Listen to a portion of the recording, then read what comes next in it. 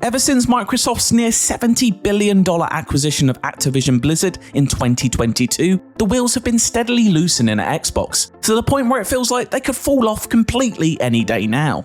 From the devolution of Bethesda studios, including the closure of Tango Gameworks and Arkane Austin, to the cancellation of Perfect Dark and the end of the initiative before it could even ship one game, it's been a pretty bleak few years. And now Xbox's creative force faces what new Xbox CEO Asha Sharma terms a reset. Seemingly corporate speak for throwing overboard many of the development studios the megacorp has acquired over the years. The signs haven't looked promising for much of the generation, but now, more than ever, it feels like the end of Xbox, with many decisions taken by past leadership being walked back. During his time at the helm, Phil Spencer built a production empire with studios that opened up a multitude of avenues for Xbox to explore.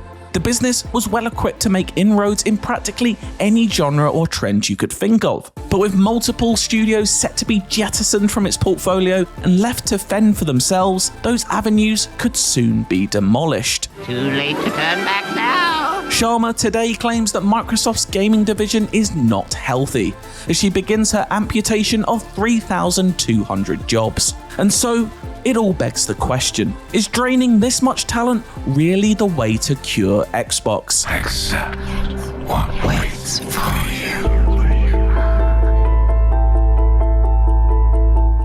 Go on now, scoot! If Xbox wants to focus on big single-player AAA games that have the potential to be both critical and commercial successes, Marvel's Blade seems like a relatively sure bet. Night's just getting started. In development at Arkane, one of the smartest and most inventive video game studios in the world, the prospect of this one is incredibly tantalizing. The blueprint is there to follow too. Just look at what IO Interactive recently achieved with 007 First Light. Taking the creative stealth systems the studio has honed over decades developing Hitman and translating that into a massively popular established IP in the shape of James Bond.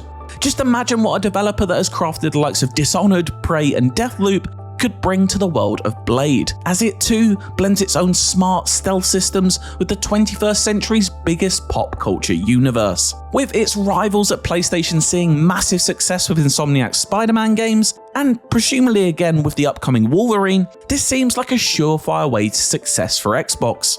If the pathway to a healthy Xbox is to make critically acclaimed games that hold the potential to sell millions of copies, then why let Marvel's Blade and Arkane go?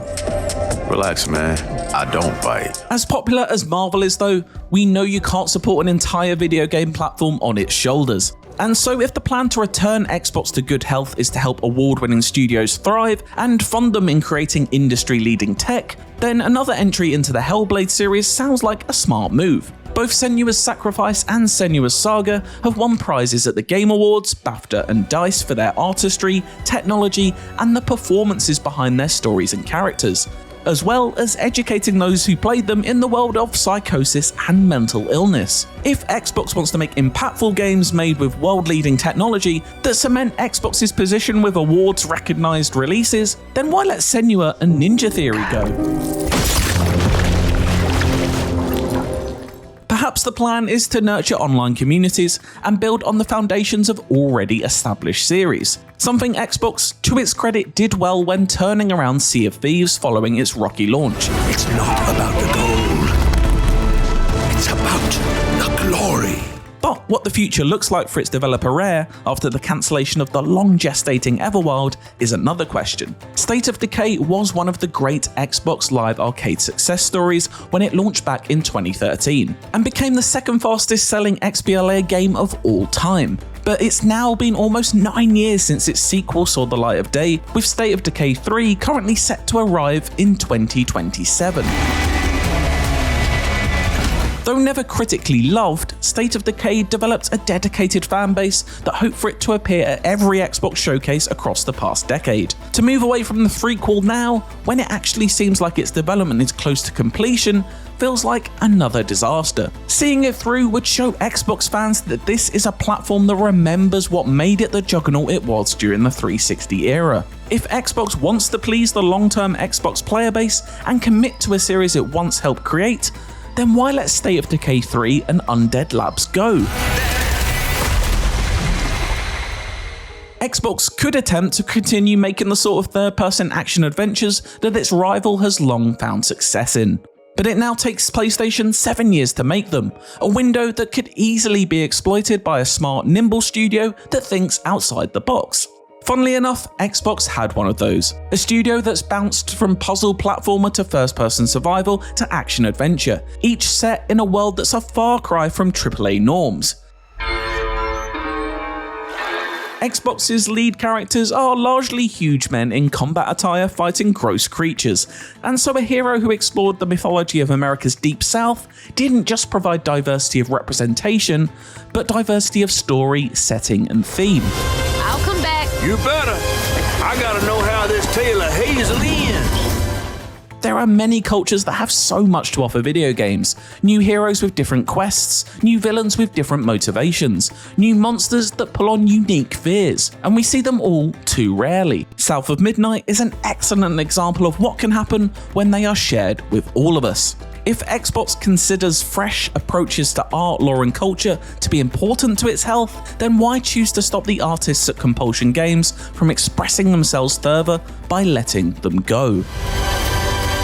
Ends now.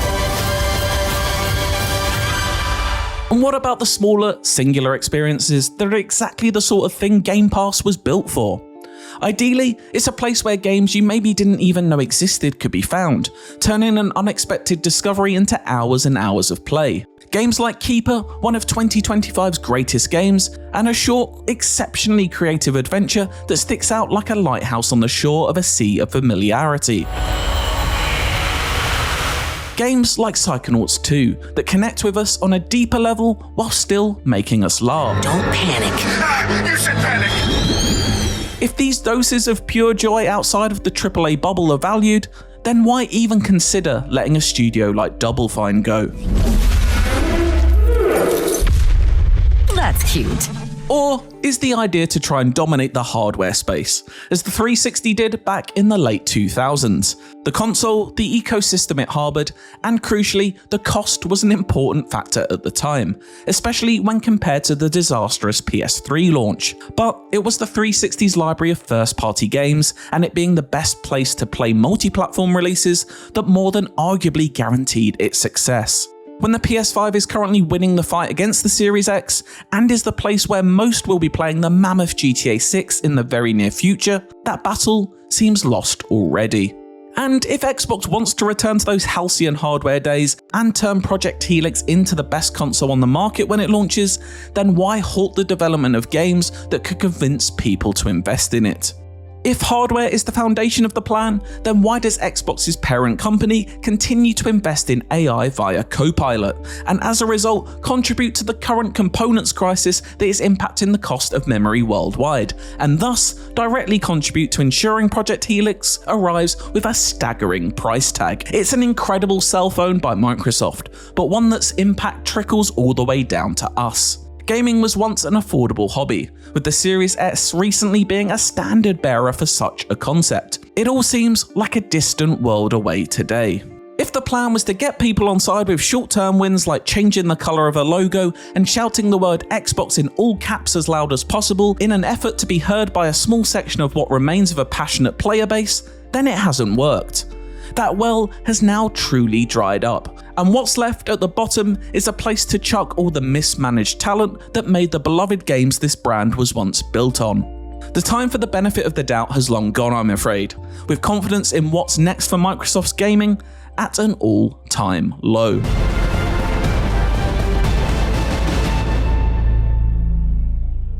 So what now, Xbox? Is the cure to go all in on a handful of decades-old mega franchises like Halo, The Elder Scrolls and Call of Duty? It's a big bet. Let's see if it pays off. If you like that video and want to hear more about the current state of the industry, why not check out our thoughts on PlayStation abandoning physical media? And for everything else, stick with IGN.